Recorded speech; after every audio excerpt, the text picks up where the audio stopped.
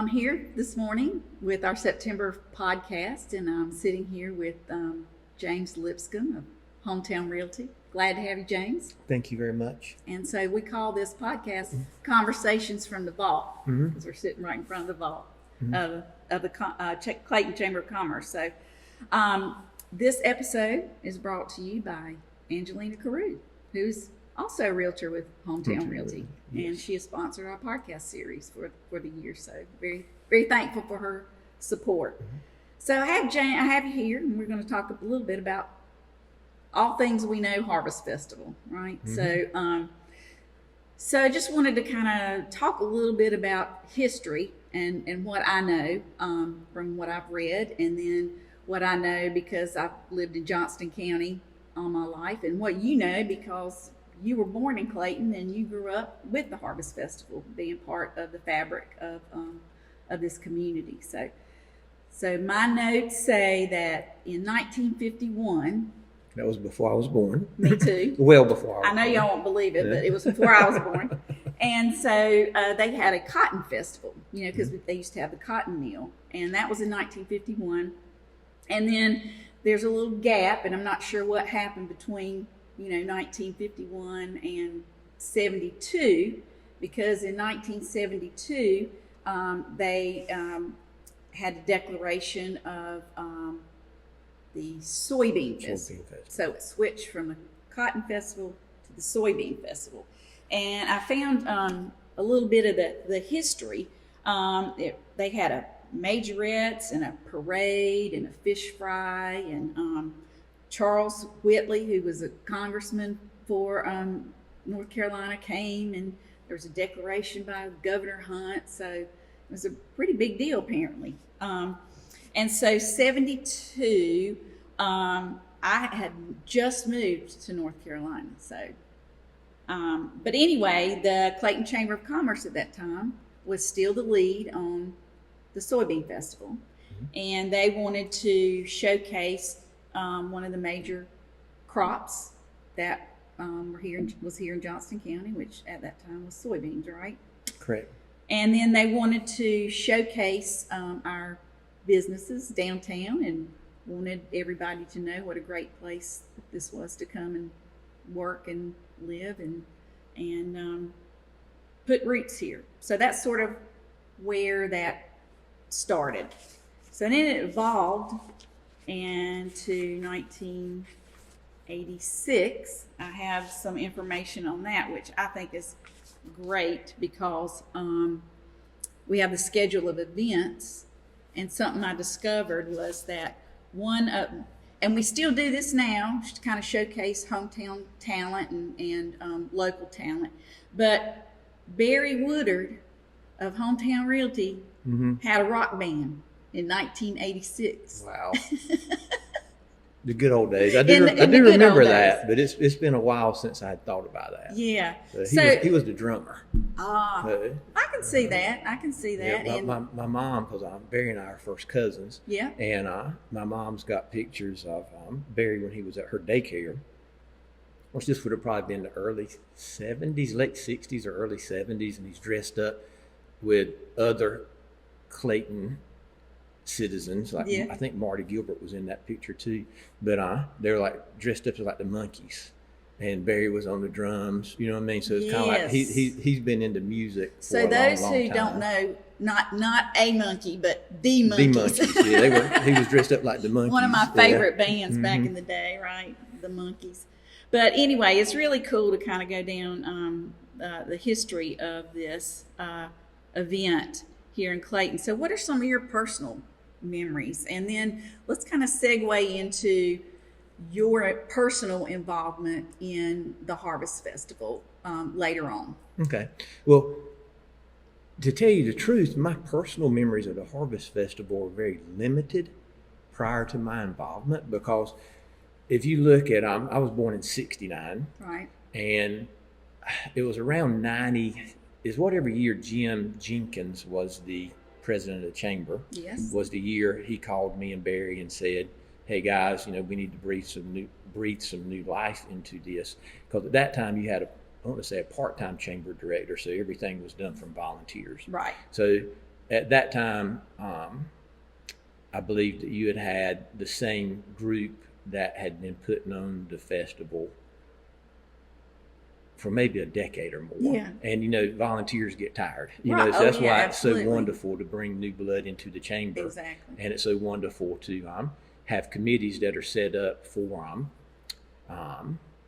handing off, you know what I mean? Like Yeah. that vice chair becomes the chair, and then the person that's a committee member becomes the vice chair. Right. And having that redundancy building, I guess you could say. Because to your point, I mean, it takes a lot of time and effort. 100 and plus volunteers to put on an event like this. It's very daunting, and we appreciate everybody that has been and is currently, involved in this Harvest Festival. So go ahead. Yes. So right before we took it over, there was, maybe a day event, day long event. But a lot of it was focused around like a pig picking and almost like a fireman's day. Right. So, back at that time, and I always used to love this part of it, is, basically they'd get the old fire engines out and, they'd take you on a ride around town. Yeah. And blow the siren, especially for little kids, that was always cool. Oh, absolutely. And but that's kind of what it was. It was a much smaller festival. So when Barry and I got involved, sometime What year around that was? probably 93 or 94. Yeah. And I might be off a year, but it was a year that Jim Jenkins, very good man, Yes. he was here with Yes, he is a Champion very wonderful man. Champion Products, and he put a lot of time and effort into this chamber. And he called Barry and I, and he jokes with me every time I see him about, you remember that phone call I made, Yeah. because he really planted the seed Yeah. for what is today's Harvest Festival. Right. Because Barry and I have always, we were raised with our parents being involved in the community. Barry's dad was very involved in everything. My dad was also. Barry's dad was an elected official here. So we grew up, having that community involvement. Right, being part of the fabric of Yes. this town. And we wanted to be involved. So we were excited for the opportunity. Right. And we also wanted to start something that could be plussed, Yeah. So kind of the first few years, and when I say few years, it was probably 10 years, literally. It kind of worked out to where Barry was kind of the lead. It's kind of like he was the chair and I was the co-chair, because it was Barry and I, if you know us, we love each other and we trust each other, Right. but we're very different. You know what I Right. mean? He likes doing this, I like doing that. Exactly. So he kind of took the lead, and we said, okay, you can be the guy out in the front, and I'll be back here, and I'll do the stuff I like, which Right. was more the structural stuff. Right. And figuring out how to make stuff work and where we place things. Yeah. So the first year, the big thing that we brought in Inners Right. Amusement, Carnival. who we've had a great long relationship with. So then we wanted to keep bringing more music in and just basically plussing it. Right. So I think that every year after we got started, and I think the community also saw this, where people would come in and say, how about this, and give us ideas, or people would come in and say, I want to do this, and Right. and then bringing that whole community in, Yeah. to make it as a good of a event for the community. And really, I think it's become a part of the fabric of the community now. And one of the things, I know I've told you this before, Dana, but I know a lot of people that are listening to this will probably never heard. But it was one day, I was tired. I was so tired, because it was at the end of the day. We were actually getting ready to open up the roads after all the vendors had Right. left Main Street. Right. And there was a young family leaving, and there was a young boy, I'd say he's 5 to 8 years old, something like that. And he said to his parents, he said, I really like this place. I've had so much fun. Why don't we come here more often? Yeah. And they didn't know who I was, Right. and that year I was actually chairing the event. But that one thing, was like, that one thing made everything worth it. All that Exactly. time worth All it. the time and effort that you have to put in to pulling off an event of this magnitude. Amen. And you are so right about that, because seeing the families downtown, there's 30,000 people that come to this downtown area during the Harvest Festival week, and looking at the families and the faces of the kids and how much fun they're having, and we're looking forward to next year, and it warms your heart. It does, because I think with the volunteers and the staff that are putting it on, it's so easy for us to get caught up in, we've got to do this, we've got to get caught up, we've got to do that. But at the end of the day, I always tried to bring it back to the experiences that the people that were coming here that didn't have anything to do with the organization, right, or any work, aspect of the festival. They were just coming here to enjoy. Exactly. And then you think about how many kids now that are young adults that have memories of the first time they got on stage, or the first time they performed in front of people was with Miss Ann's Clayton School of Dance on the stage at the Harvest Festival, and now they're looking back through old photo albums and saying, "You remember that? That was 1995. Can you believe that?" And to me it seems like yesterday. but I think that's what it's all about. 'Cause I think that's what's building that hometown spirit. Because when I go to the Clayton Center now, and I'm thrilled that the town has got a continued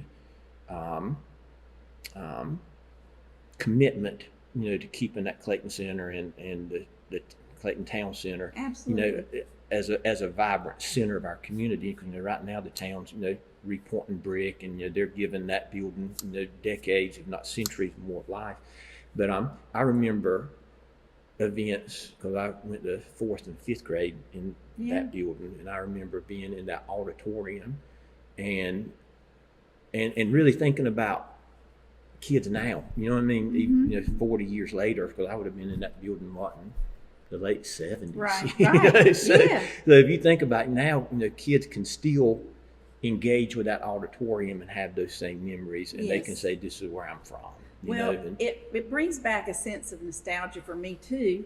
Of course, I didn't go to this school, but I went to the school that burnt down in Smithfield, and we had the same kind of auditorium where I danced on stage, and we had all of our little performances and all that. And I think it's important that we maintain the history of what's happened here and what's going on in Clayton. You brought the point where these old buildings need a lot of TLC. I mean, we work in a building that needs TLC, and I think that's part of what is so charming about our downtown area. And people are looking at Clayton. I mean, we're on the map. The secret is out, and a lot of that is, I would like to say, people like you who have put their heart and soul into making Clayton I don't know, it's still got that hometown feel, but we are growing, and comes with that comes challenges and opportunities to figure out how to do things better and differently, right? And that's one of the challenges with the Harvest Festival, is that the footprint is the same, but the amount of people who want to come and participate is growing. So we're trying to figure out some ways to change next year, and so we're in the talks of maybe changing the footprint a little bit, staying on Main Street, but so there are challenges in that. The year that Barry kind of exited, and then I took over as the I guess chair, went from the co-chair to chair position.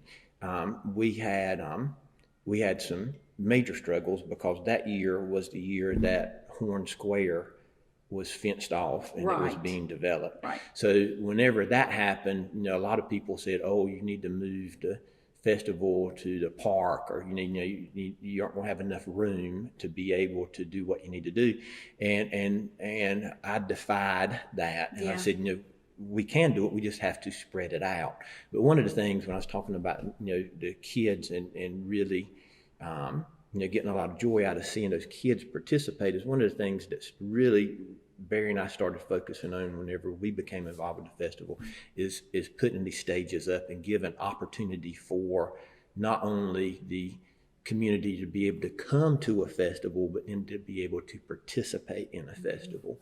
And I really think that that's huge, and hopefully that will continue to stay, for decades, and hopefully, forever as a part of the festival, is that participation element.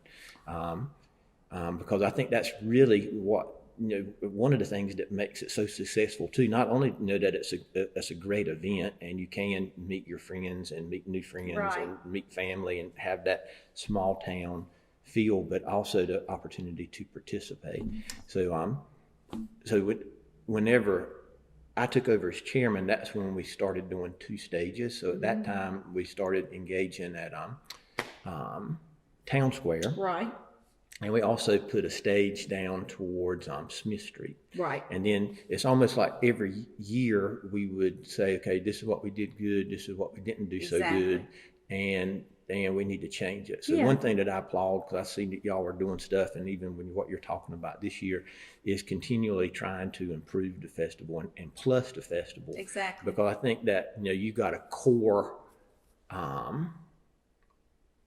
elements of the festival that always need to be there, but if you don't continue to make changes and to improve where you can improve, and where you don't do so well, stop doing that to be able to add something else on. Well, we do have a huge meeting after the festival, the SWOT, what did we do well, what can we change, how can we make it better, and so we do continue to do that, and with input from people like yourself that are involved in how we can be better, because we're growing, and we want to make sure that we're bringing a quality event to our residents and our businesses that are here in downtown.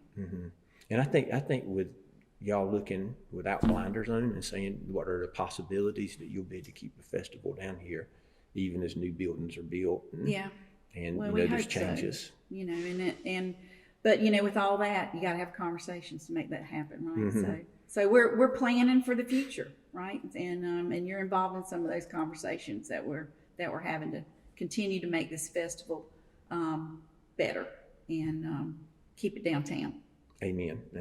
So I think that's the key, because I think that having that downtown feel is part of the ambiance. I think that. And I've seen inners at other locations where they set up in a asphalt parking lot, in a old abandoned Kmart location or something like that, and that is not the same. It is not. It is not the same as it being downtown and in that fabric of the heart of the community. I agree, and. I'd be remiss if I didn't kind of at least talk about the economic impact that a festival like this has on the businesses and that are here, the restaurants that are here, the vendors, the small businesses that come here that produce product for this particular festival, and that's how they make a sizable bit of their income.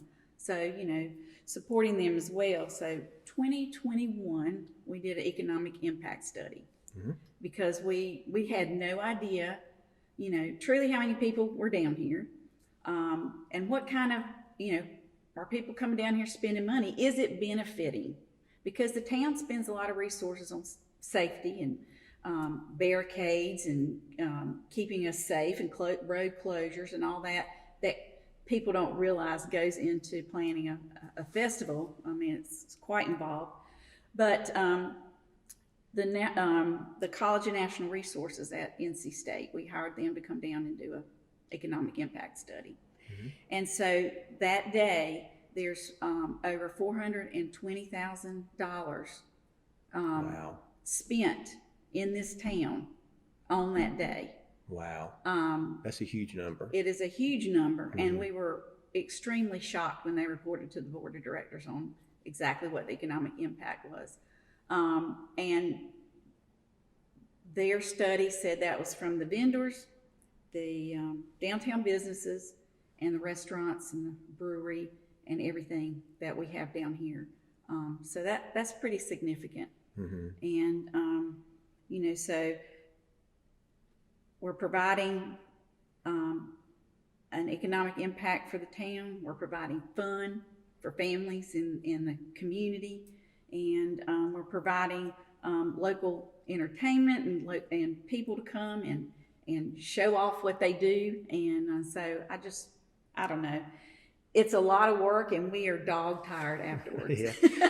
But it's very heartwarming. And one thing I know, you can't put a dollar amount on, but I know from all my years of involvement that every single year there's a multitude of people that may not have ever engaged in downtown Clayton. Exactly. That have come and they didn't realize there was a jewelry store, and they didn't realize there was Jones's Lunch, or, you know, so if you look at how this festival is also introducing people that might have lived just at 4042 but have never taken the time to come down here, or they might live at Flowers Plantation but they've never come down here, and you know, giving those people opportunity to see Clayton, yes, you know, in at its best with a lot of folks, but also understanding what's available downtown. Exactly. And we've had so many people say that to us. Well, we didn't realize this particular restaurant was here. We didn't realize that this store was here. I'm going to come back and visit them. And so you're exactly right. Mm-hmm. It really does showcase the businesses that we have along Main Street and the 70 corridor, because people are coming and going, and they're seeing everything that Clayton has to offer, right? Amen. So, is there anything else you'd like to add about Harvest Festival? No, I just appreciate everything that you're doing, that you brought and your staff has brought. You've done a great job, and I look forward to seeing the pluses in the future. And you know that I'm very supportive, and I'll do anything I can, barring coming back and being the chairman. No, I feel like I've paid my dues on that one. But you know, it's important to us as staff that you know, because when you take something and you build it from the ground up, it becomes your baby, and you have a passion for it. And I know that you and Barry both have that passion for this festival. So it's important to me, not only as a member of the community, but as your friend, is to make sure that we are doing right by the legacy that you started. Y'all are doing a wonderful job. Well, thank you. Like I say, I'm very supportive and want to continue to see it grow. But I also want to say to everybody watching this is that we need volunteers.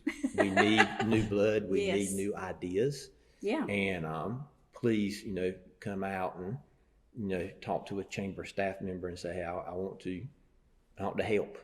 That's and see what you can bring to the table. Because that's how you bring this pluses. A solution to how we can make it better. Amen. That's wonderful. All right. Thanks, James. So I appreciate you. Thank you. All right. Bye.